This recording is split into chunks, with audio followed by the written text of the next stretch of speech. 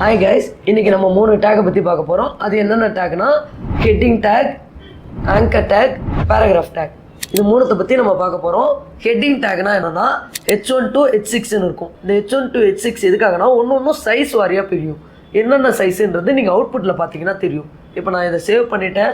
இப்போ நான் போய் ரன் பண்ணி பார்க்குறேன், ரிஃப்ரெஷ் பண்ணி பார்க்குறேன். ஒரு வாட்டி நீங்கள் ஏதாவது ஒரு கோடு மாற்றிட்டிங்கன்னா ரிஃப்ரெஷ் பண்ணணும். ரீலோட் பண்ணிங்கன்னா அது ஒரு வாட்டியும் அந்த ஃபைலில் என்ன மாறி இருக்கோ அதை மறுபடியும் படித்து சொல்லும்.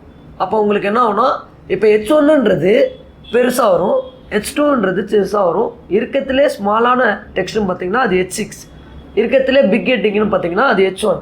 இது எல்லாமே என்ன டேக்னு சொல்லுவாங்கன்னா ஹெட்டிங் டேக்னு சொல்லுவாங்க. இதுக்கப்புறம் நம்ம என்ன டேக் பார்க்க போகிறோம்னா பேராகிராஃப் டேக்னு ஒன்று பார்க்க போகிறோம். அதாவது அதை P டேக்னு சொல்லுவாங்க. ஸோ அது P டேக் என்ன யூஸ் பண்ணுவாங்கன்னா பேராகிராஃபுக்காக யூஸ் பண்ணுவாங்க. சம்வாட் நீங்கள் என்னென்னா இப்போ ஒரு வெப்சைட்டில் சம் செட் ஆஃப் லைன்ஸ் எல்லாம் பார்த்தீங்கன்னா அதை பேராகிராஃப்னு சொல்லுவாங்க. அதை எந்த டேக்கில் யூஸ் பண்ணுவாங்கன்னா P டேக்னு யூஸ் பண்ணுவாங்க. இதோட அவுட்புட் எப்படி வரும்னா ரிஃப்ரெஷ் பண்ணி பார்த்தீங்கன்னா தெரியும். ஸோ இந்த மாதிரி வரும். நீங்கள் பேராகிராஃப் டேக்கு பேராகிராஃபுக்கு தான் யூஸ் பண்ணணும்னு அவசியம் இல்லை.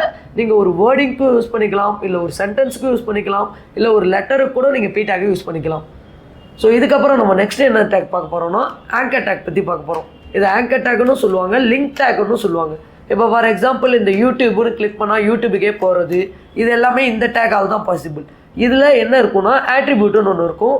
அந்த ஆட்ரிபியூட் என்னென்னா HREFன்னு சொல்லுவாங்க. அந்த நம்ம என்ன பண்ண போகிறோம்னா இப்போ கோட் 99ன்னு ஒரு டெக்ஸ்ட் டைப் பண்ணுறேன். இந்த கோட் 99 கிளிக் பண்ணோடனே கோட் 99 வெப்சைட்டுக்கே போகும். அதில் எப்படி போகும், இந்த டெக்ஸ்ட்டை கிளிக் பண்ணோடனே எப்படி போகுதுன்னு பார்த்தீங்கன்னா அதில் ஒரு ஆட்ரிபியூட் இருக்குது, HREFன்ற ஒரு ஆட்ரிபியூட் இருக்குது.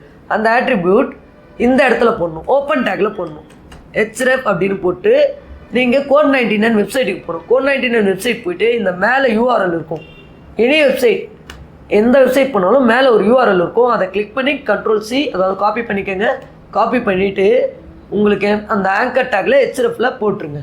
இந்த HREFல போட்டு ஒரு சேவ் பண்ணிட்டு ரீஃப்ரெஷ் பண்ணிங்கன்னா உங்களுக்கு இந்த மாதிரி ப்ளூ கலரில் காட்டும். இது எப்பயுமே நீங்கள் HREF போட்டிங்கன்னா இந்த மாதிரி ப்ளூ கலரில் காட்டும். இப்போ நான் கிளிக் பண்ணுறேன், என்னோடய டேப் பாருங்கள், கோட் 99 வெப்சைட்டுக்கே போயிடுச்சு.